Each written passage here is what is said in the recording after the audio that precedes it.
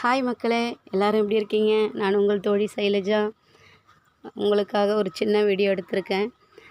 கடந்த பேக்கில் போய் பார்த்தீங்களான்னா எல்லோரும் முருங்கை செடி வச்சு காயே காய்க்கல அப்படின்னு சொல்லிகிட்டு இருந்தேன்.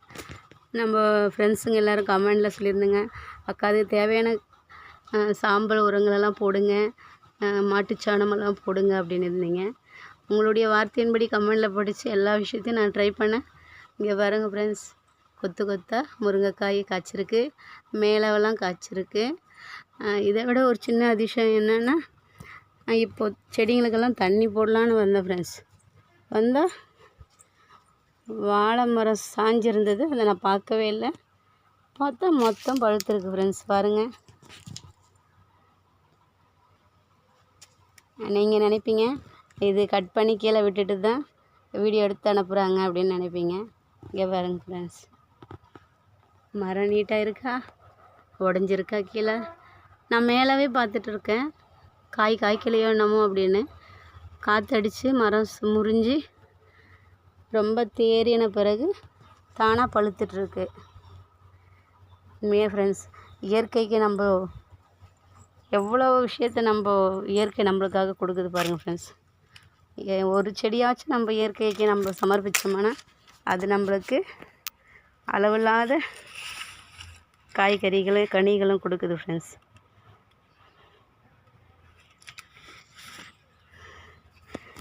ஒரு பழம் பறித்து சாப்பிட்டோம், உண்மையாக இனிப்பாக இருக்குது ஃப்ரெண்ட்ஸ். இன்னொரு விஷயம் என்னென்னா, நம்மளுடைய வீடியோஸ் கடந்த ஒரு 6 மந்த்தாக வீடியோஸ் வராமல் இருந்துச்சு.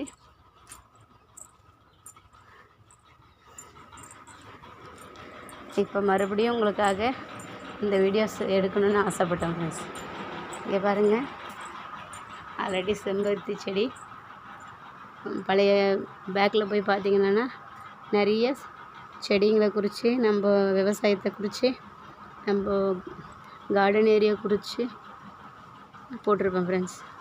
இதிலிருந்து கட் பண்ணி வச்சுருந்தேன் இந்த செடியெல்லாம் பூ பூத்துருக்கு. உண்மையாக ரொம்ப சந்தோஷமாக இருக்குது ஃப்ரெண்ட்ஸ். அக்கா நிறைய பேர் கமெண்டில் கேட்டிருந்தீங்க, உங்கள் வீடியோவே வர்றதில்லக்கா, என்னாச்சு உங்களுக்கு, உடம்புக்கு சரியில்லையான்னு கேட்டிருந்தீங்க ஃப்ரெண்ட்ஸ்.